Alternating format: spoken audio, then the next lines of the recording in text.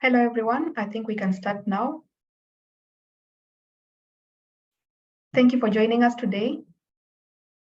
My name is Lynette, and I've been in Porters for slightly over 6 years in various roles, and currently I'm leading the marketing activities for global marketing team.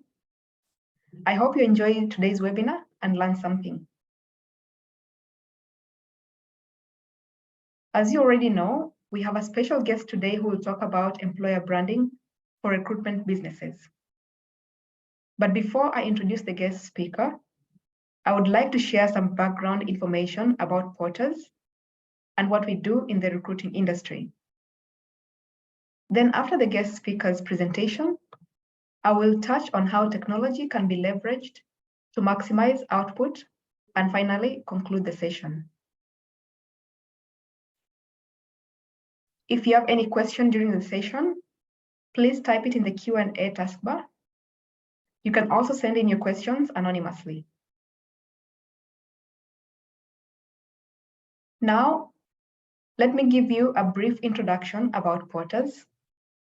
The company was established in Japan in 2001 with the headquarters in Tokyo, a branch office in Osaka, and a subsidiary in Singapore.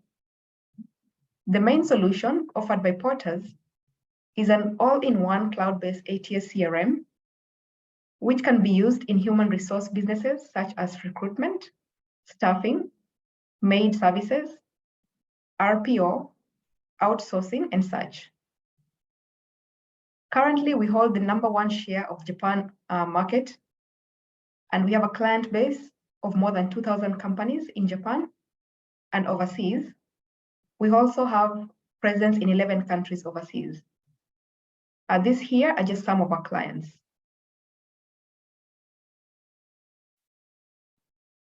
Another product is Porters Magazine, which publishes current market information that is related to recruiting and staffing industry. And we get this information by interviewing key players in the industry about various topics as far as human resource is concerned. These are copies of previously published magazines that focus on 6 Southeast Asian countries. Without further ado, I would like to introduce to you today's speaker, Mr. Brad Corbett, who is the Managing Director at MotionWorks, which is a media creation and consulting company in Japan, helping companies to build better brands for employer branding and talent attraction. Mr. Corbett has more than 15 years of experience in recruitment sector, working with management and executives in HR. He also is a recruiting, talent sourcing, and employer branding enthusiast, and that's why he's here today. Mr. Corbett, welcome, and thank you for joining us today.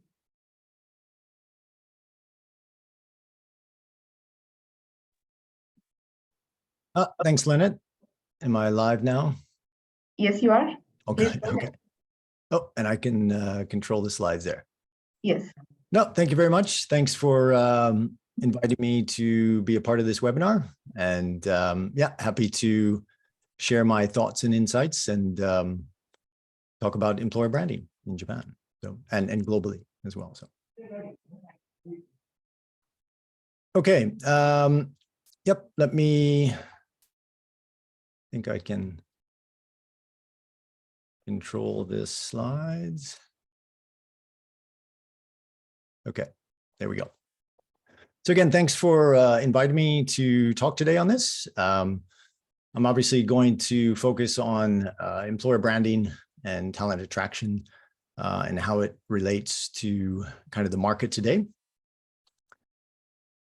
Just a little background of what we're going to cover today in the presentation. These are the 5 main points that I'll cover today, which is basically my background and motivation to kind of get into employer branding, trends in the global recruitment sector and in Japan, common challenges of employer branding, evaluating your employer branding strategy, and how to get started with employer branding.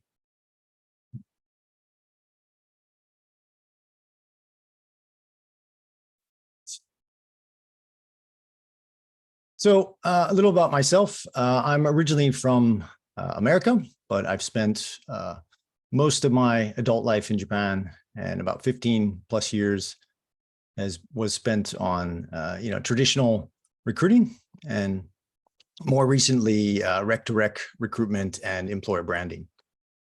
And my motivation to kind of shift away from the traditional recruiting model over to employer branding for recruiting was back in 2015 when LinkedIn was acquired by Microsoft.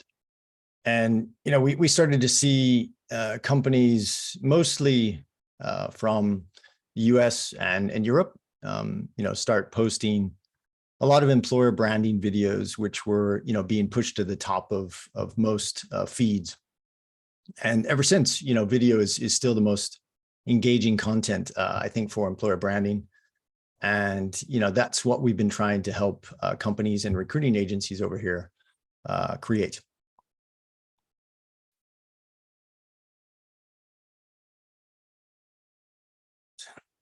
Oh, there we go. So we've, had the pleasure to work with some great clients, both direct hire companies as well as agencies here on a variety of projects, including, podcast content, creating and managing social media channels to, full scale photo and video shoots for new grad and onboarding videos, job fairs, and executive leadership interviews as well. And we primarily focus on video because you can recycle and reuse a lot of that content. So that's what we do for our clients, and they own the content, and we produce it, and they can reuse that on any platform. So it becomes a lot more cost effective to create this content for them. And I think it is becoming a lot more relevant, especially in the recruiting sector now, globally. So to focus on some of the key trends, both globally and in Japan, I'll kind of give you a timeline here of some of the things that have happened, at least in Japan. And I think some of these, later, probably from 2015 onwards, can apply to most any region in globally, or including Japan. But for me in Japan, back in the 80s and even into the early 2000s, I think most people in Japan worked at primarily one company for their entire career. From graduating university to entering a company, they had their sights on lifetime employment. But that started to change, on and around about 2008 onwards, when many well-established companies, started to collapse during the Lehman shock around 2008 or 2009. So around that time was the first time I think many Japanese employees started to rethink lifetime employment.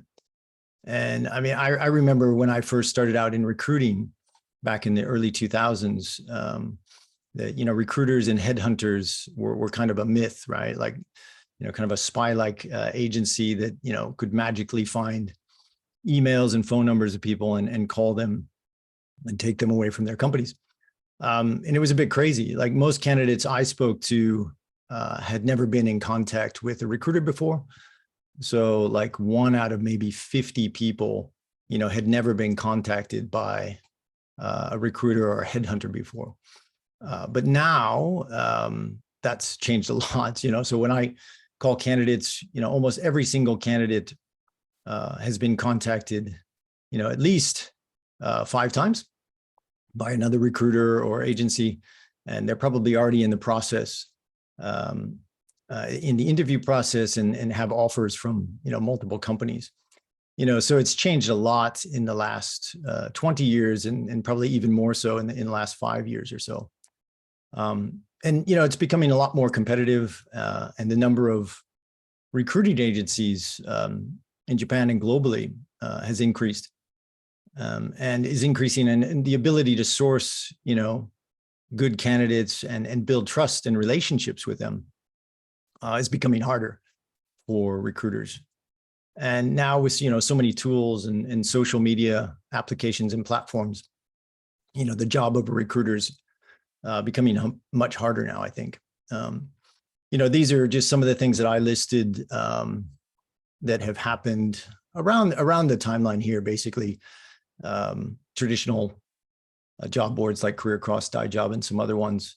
But then some of the newer ones that are probably more apparent globally, like, TikTok, Instagram, Clubhouse, those kinds of things. So yeah, definitely being a recruiter now in post-COVID is definitely becoming a challenge. But the upside is that, the recruiting market is increasing, and, companies' reliance on recruiting agencies is also increasing, which is good.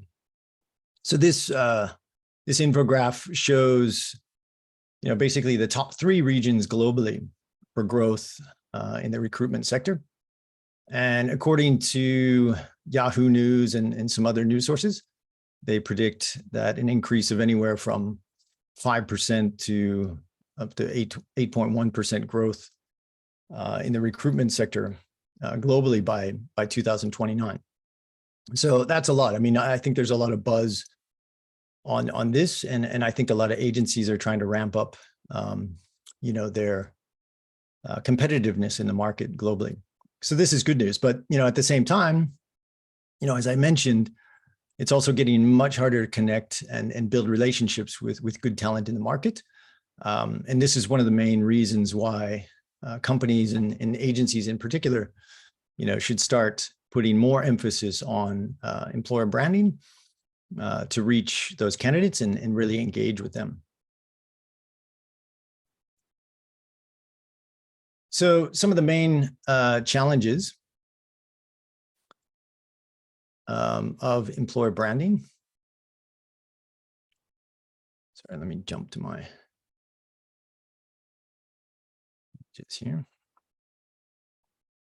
Yeah, so this information was collected from some online sources, as well as our own polls that we did earlier last year with some of the challenges of employer branding. And we pulled, the top six factors that most companies and agencies struggle with here. And obviously, getting started was the biggest obstacle. And this includes, not knowing how to start or thinking that it's actually not important at all to start an employer branding strategy. And, the other big one was consistency. And, even if you did start something and you got it moving, keeping it going and consistently posting was and always is going to be a challenge for many organizations. And then, if you could get past those 2 obstacles, you still have to get, internal buy-in from managers or peers or even headquarters. And, this is where we've had the most issues and headaches with some of our employer branding projects is, internal pushback and those kind of things and infighting between departments. So these types of issues can start to put a wrench in the works and stall overall projects and the final output. And with regard to workload and kind of the skills gap, this is where we can usually assist clients to create and even manage the content on various channels. So it really just depends on, the capacity of the organization, whether they can manage this by themselves or, if they need to outsource all or part of this. And then there's always the cost issue, and not just the cost itself, but, which team pays for it and which whose budget it comes from and those kind of things. I think I could do a whole webinar, on how much it costs to implement employer branding initiatives. But, in reality, I think most companies can do it quite cheaply. and effectively if they just get a bit more creative and just actually start. So yeah, these are some of the top 6 factors that we came across. And on top of that, there are a lot of good platforms out there to reach and engage with candidates, but most companies don't have time to learn about them and really catch up on the trends. But you can easily burn a lot of time finding out which ones can be effective and which ones just really aren't worth the time. But the only way to know is really to start. I mean, just for example, we experimented with some content for TikTok and got quite a lot of views, many more than we expected, but really very little engagement or traffic to other sites. So, for me, the views themselves are kind of irrelevant. So, we needed to rethink the type of content that can engage people, on that particular platform like TikTok versus, let's say like Line or Instagram or YouTube. So again, if you're not spending the time to learn about these platforms and experiment, then, you're kind of behind on that. So that's what we also find it. Agencies are still a bit behind and overwhelmed really with some of the trends that are going on with media and stuff. And again, with, pull up my notes. Yeah, so another factor that I see a lot is, as recruiters, we pretty much do the same thing, or at least, in the eyes of candidates. So it's really hard to differentiate yourself in the market, both as, an agency as well as an individual recruiter. So, employer branding and even individual branding can help show candidates how you are different, from all the other agencies and the other recruiters out there. Okay, so I'm going to shift over now to kind of highlight how you can evaluate yourself on this. And I think, Lynette, maybe before you pull the controls from me, I'll just explain a little more about the scoring here. So I think Lynette's going to run a poll here on 10 questions that you can answer and kind of self-evaluate about your employer branding strategy. And it's pretty straightforward. Any question that you answer with a yes is basically 1 point. And if it's a no, it's 0 points. So pretty straightforward. I guess, Lynette, are you gonna pull that up? And maybe I lose my ability to change the screen. We'll probably keep it on this slide. Yes. Okay.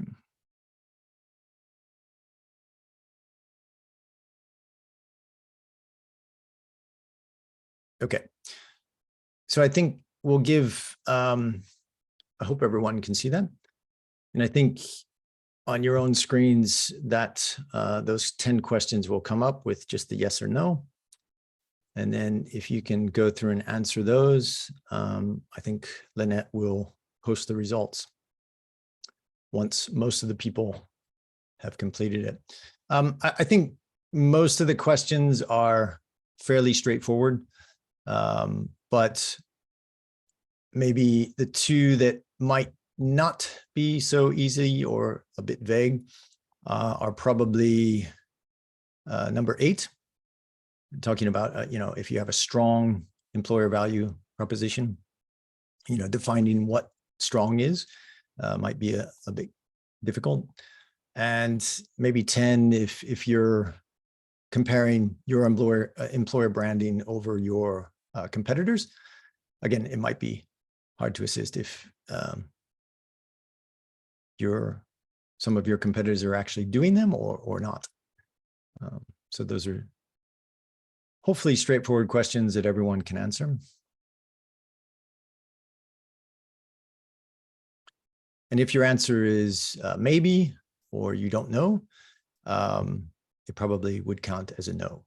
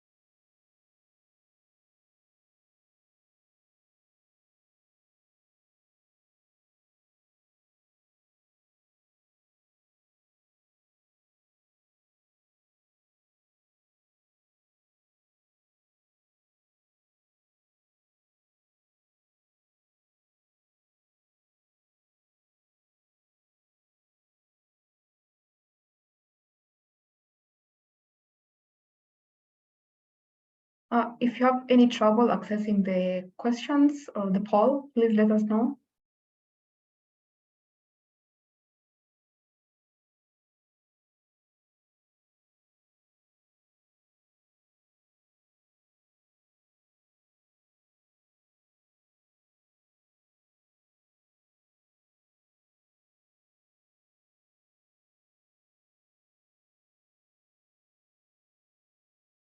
And just to mention that we're not going to know who answered what. It's just going to see the general information of the results.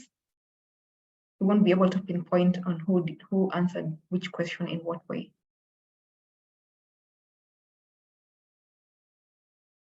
In case your boss or supervisor is online with you.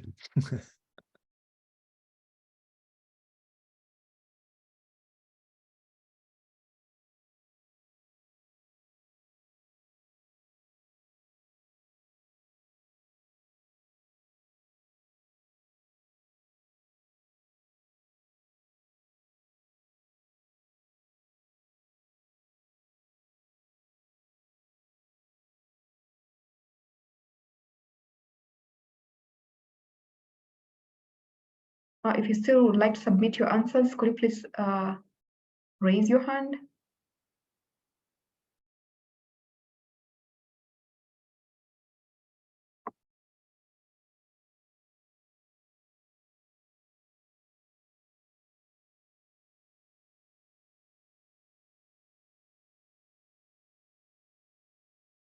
Okay, we have a few more coming in.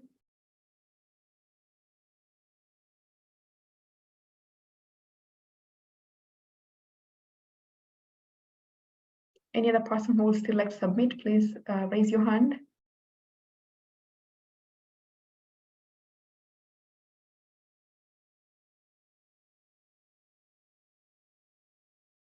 Okay, I think we can close it at this point. Is that okay? Yep, that's fine. And I guess you need some time to calculate the results. Okay.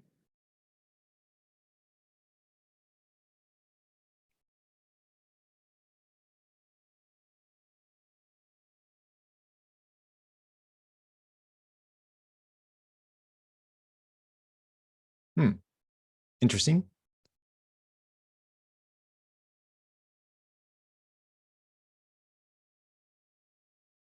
Okay. Yeah, interesting answers from the different groups. So that's good.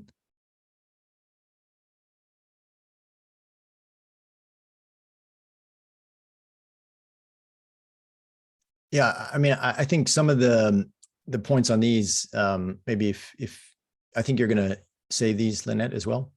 Mm-hmm.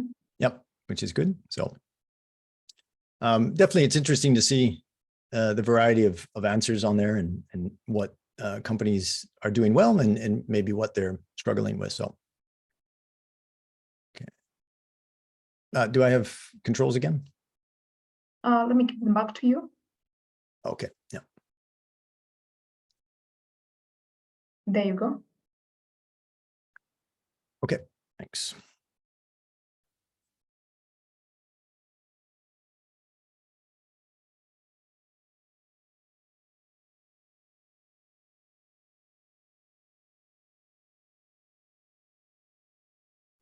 Okay. There we go.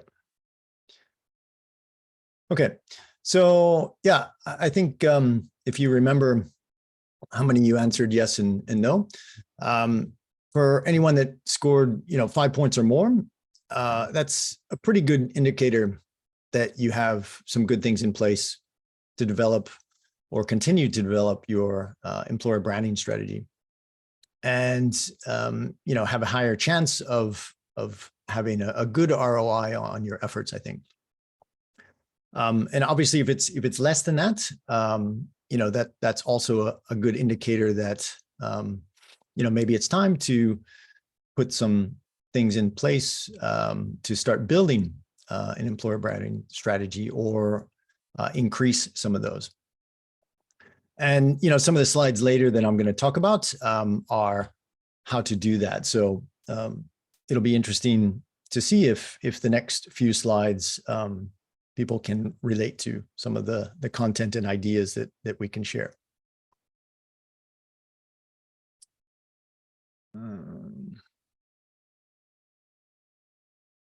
Okay.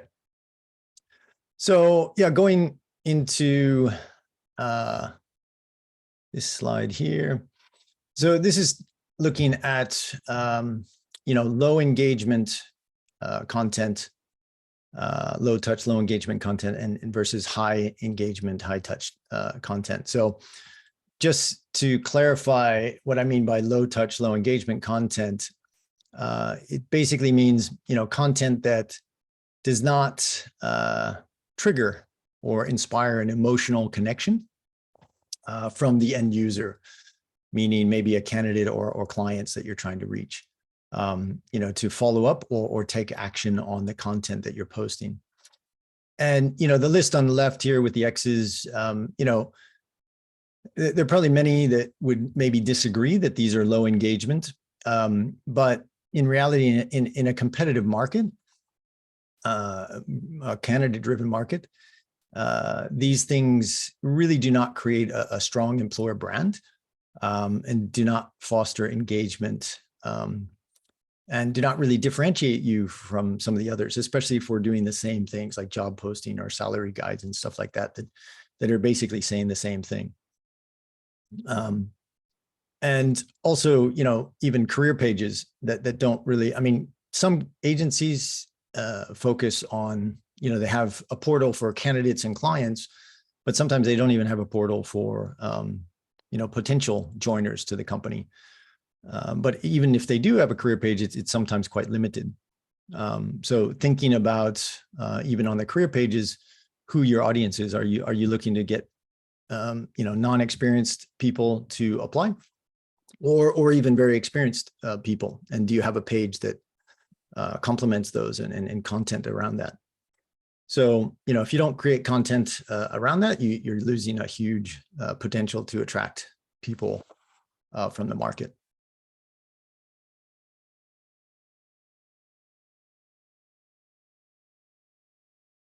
Okay. And in contrast, these are some high touch and high engagement focused employer branding content that can attract talent and differentiate your team, culture, and brand from the rest.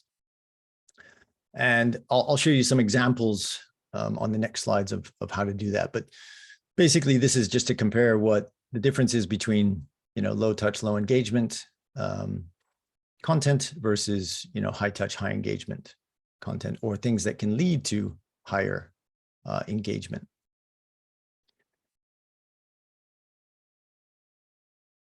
Okay, so here's an example. For example, with your traditional job post.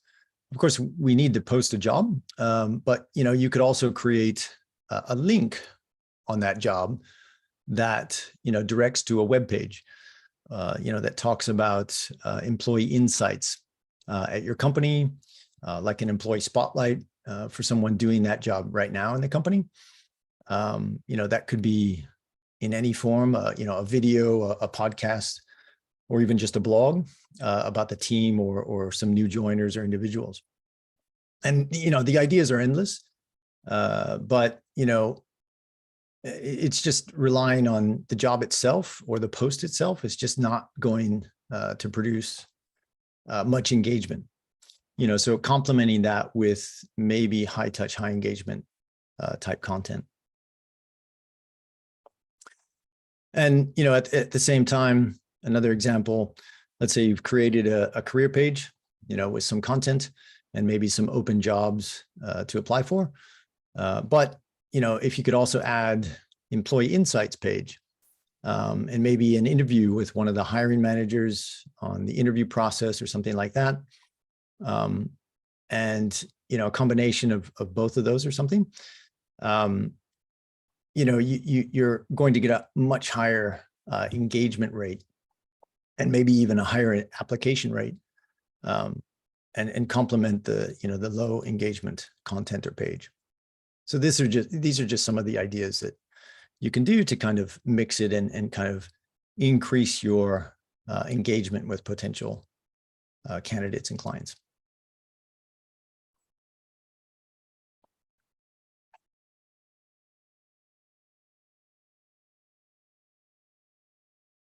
And so again, my point with this is that you really need to take a look at your goals and your existing channels. And if the usual channels and processes aren't working, I mean, if they are working, that's great. Don't change it. But staying complacent with using what we've always used is a bit risky because at some point it's not going to work anymore. And that's what we're really seeing, I think, in the market right now is that, the way we used to engage with candidates and clients is changing. And in most cases, it's just not producing the results that we want. So all the more reason to at least consider, revamping your employer branding strategy. Oops. Sorry about that. Okay. So now I'm just going to really jump into how to get started. And I'll just kind of fly through these because I think we're almost at around 30 or 35 minutes now. So I'll try and go through these as quickly as possible, but with enough content for some of these points. Oops, sorry about that. All right, so in order to get started, I mean, I think it seems like some of you have already started, which is good. But even if you want to revisit or kind of strategize about things, I think the hardest thing to do is just finding the time to think and strategize about, what's possible. But you really only need, an hour or so to come up with some ideas of what's working or what's not. And if you find yourself, thinking about it more and more and reserving more time to think about it, that's even a better sign. And the next one is really, obviously, the most important one is determine your goals and the budget. Since you need to know what you want to achieve first and then build everything around it. And obviously knowing how much you can spend or how much you want to spend to reach that goal is also important.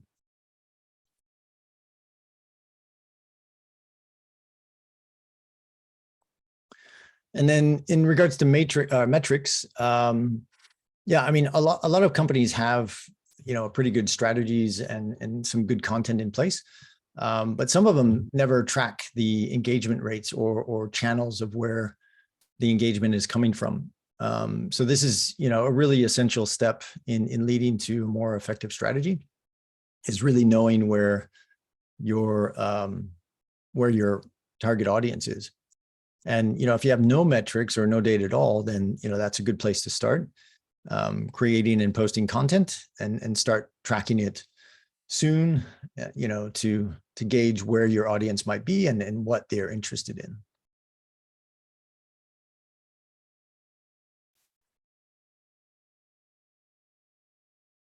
Okay, and the next one is, if you're using things that work, again, don't change it, but, exploring options on how you can complement those tools or replace them is also important.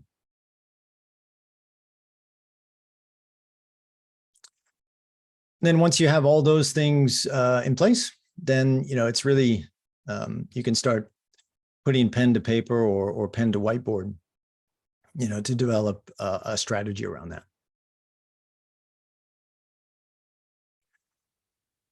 And, this step is also quite important, is to get, internal buy-in. It's really important to get other people to evaluate your ideas, and especially people that will probably give you the most pushback or ask a lot of questions. I think these types of people are good to have for a little different perspective that you may not have thought about, or, just to justify your reason to launch a project or do something and prove to them that maybe it's wrong, or prove them wrong, actually. If we only send it to people that are going to like it and say yes, it's probably not going to get the best feedback. And again, with this one, don't be a statistic of that 30% or 32.6% oops, there we go. Yeah, so this is in relation to, just taking risks and exploring new channels. You don't want to be included in that statistic of 30% of people that never start a project. Take some risks and put some ideas down and see what happens. Just to give you an idea, when we launched MotionWorks and kind of shifted away from traditional branding, and started on employer branding, we were basically ignored for about a year. And then, the content that we produced and where we put it on different channels, and, it started to get some traction on various platforms. And, to this day, we still have not really done any direct business development or cold calls to get projects. All of our projects that we've gotten are from, content produced that got someone's attention and that reached out to us. And, we've even had some clients say similar things to us. So they posted some of their interviews that we did with them. And yeah, I know one company in particular got a retainer. And again, is that because of the branding content that we produced? Maybe yes, maybe no. But, if you put it out to more channels, it's bound to get noticed and picked up by, your target audience. So, again, while it may seem impossible to do or see results, it's really not. When you really start getting things and producing content, you'll definitely get a return on your investment and all the time and energy that you put into these. So again, yeah, don't be afraid to take risks and kind of explore what's possible. And that's it. I will pass it over to Lynette. Thanks again. Hopefully some of this content was informative and kind of inspires you to maybe explore ideas or explore channels that you can, build your employer branding on. And yep, thanks again for your time. And I will pass it over to Lynette. Thank you very much for the very informative presentation. Now that we got the right branding and we have attracted the right talent, we need to know what is next, what happens next. So in this last session, I would like to address that. It is important to equip your consultants or the newly attracted talent with the right tools and resources to be able to do their job well and produce results. Otherwise, you may end up with having very hardworking consultants who produce results that do not match their effort. And this could lead to problems such as the consultants leaving your company or them leaving to join your competitor. So as mentioned in the introduction, in the Porter's introduction, Porter's has been in operation for over 20 years, and we have a client base of more than 2,000 companies. Interacting with these clients has made us to understand them at their different levels of business and support them to grow. And in previously conducted interviews with clients, so the clients who experienced immense growth in their business, they started by increasing their work efficiency to have more output with the same resources. And then from there, they expanded. And they greatly attributed the achievement of efficiency to the fact that they had a functional system in place on which they could track the activities. I believe that that applies to many companies, regardless of the system in use. The main point being that the system should be functional for your company. There are various activities that can be tracked on a system, and also they can be used in different ways. But after analyzing stories from Porter's successful clients, it was clear that the game changer was standardization of business process flow.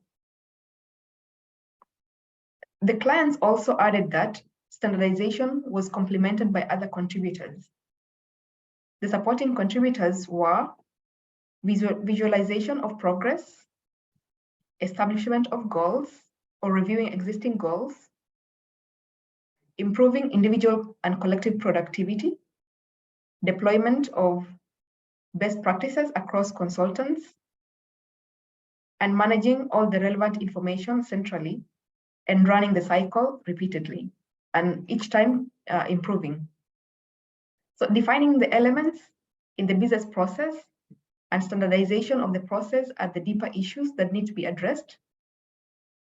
And the first step towards that is to define, for example, at what point a candidate is considered ready to be introduced to a client for a certain role, or at what point a placement or revenue is considered earned by a consultant. This is just to name a few of the things that need to be defined so that all the consultants work on the same page and are able to measure results based on the same metrics. And now to conclude today's webinar, I will just say that employer branding plays a very fundamental role in attracting the right talent to your company. But also it is important to standardize your business process flow to be able to track well your activities and help the consultants to work more efficiently and help the company grow in terms of the company grow as much as the consultants also produce results. You also need to equip them with the right tools to enhance their performance. And the key point here is the right tools. So whatever works for your company is what should be used to be able to maximize performance. And due to time, I don't think we're going to have a live session of Q&A, but I would encourage you to please type them in the Q&A tab so that after this session, I will compile them and share the answers with you. And once again, thank you very much for joining us in today's session. I hope it was an informative one for you and that you gained some ideas on how to do employer branding and attracting talent for your company. Please take a moment to take our survey and let us know how we can do better for next time. And we look forward to hearing from you. Please follow us on LinkedIn or reach out to us, and we will be able to communicate with you too. Once again, thank you very much and have a good day. Thanks, Lynette. Thank you very much. Have a good one. You too. Thank you very much. So this is the end of the webinar. Please feel free to type in your questions. And if you don't have any, you're free to leave. And we really appreciate your time today.